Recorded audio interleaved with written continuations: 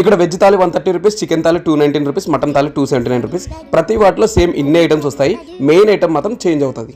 Location వచ్చేసి Kurnool railway station కి left side లోనే ఉంటుంది prime kitchen multi cuisine restaurant. Most under rated and చాలా మందికి తెలియని ప్లేస్ అని చెప్పొచ్చు. Ambience and seating super. Finest place near to Kurnool railway station అని చెప్పొచ్చు.